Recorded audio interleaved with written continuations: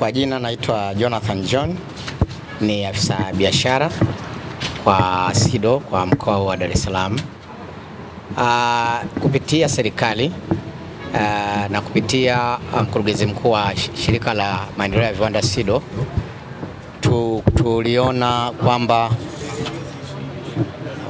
tuliona kwamba kuna tatizo kubwa la ajira na sasa la graduate. Kuna influx kubwa ya vijana wanaomaliza vyuo vikuu kutoka vyuo mbalimbali, na kama mnavyotambua Dar es Salaam ndio vijana wote wanakimbilia kwa ajili ya ajira. Kwa hiyo kupitia serikali na kupitia shirika la maendeleo ya viwanda SIDO, tukawaomba watu wa KOICA, shirika la maendeleo la watu wa Korea, kwa ajili ya kuwa na one stop center au shared facility ambayo vijana hawa wanaomaliza chuo katika fani za agro processing, kwa masuala ya food science, kwa ajili ya kuja kuanzisha viwanda vyao vidogo vidogo maeneo ya hapa ya SIDO. Kwa hiyo serikali ya Korea ilitujengea jengo kwa ajili ya mradi huo, na mradi huo uko katika mkoa wa Dar es Salaam, uko na mkoa wa Morogoro, na uko pia katika uko Zanzibar. Eneo hili ni kwamba vijana mbalimbali wa vyuo vikuu wanaweza kuja hapa wakazalisha bidhaa zao, na tuna line 6.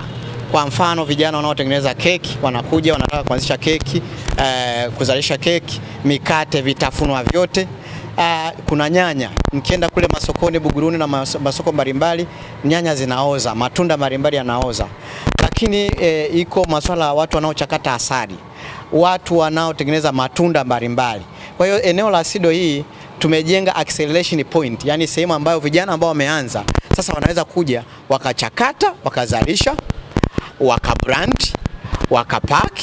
Sisi SIDO tukawasaidia kupata nembo ya ubora kutoka TBS, na tukawapa fursa za masoko na wakaenda sokoni. Kwa hiyo hawahitaji kuwa na majengo kule nyumbani kwao, wanahitaji kuja hapa SIDO. Wao wanakuja na malighafi tu, mashine watazikuta hapa, jengo watalikuta hapa. Sisi tunawasaidia kwenye kwa facilitate kwenye kufanya certification ya bidhaa zao, na tunawasaidia kwenye kuanza, kwa sababu tunajua kwenye kuanza ndio kuna changamoto, kunahitaji mtaji mkubwa, lakini kwa vijana hawa bado ndio wanajitafuta, ndio wamaliza vyuo.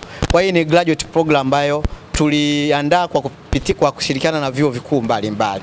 Kwa hiyo hapa, Mheshimiwa Mkuu wa Mkoa, ni eneo ambalo ni one stop center ya vijana hawa ambao ni kama agro processing zone, ambao vijana ambao wanamaliza vyuo vikuu wanaweza kuja wakachakata bidhaa, wakapaki na wakaenda sokoni, na mwisho wa siku wakawa wametatua changamoto la ajira ambayo imekuwa ni tatizo kubwa kwa vijana kama hao. Bado tunamalizia jengo, tunasubiri kuweka vifaa.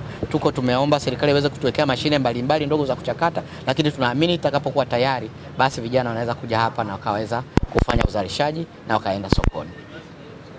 Asante.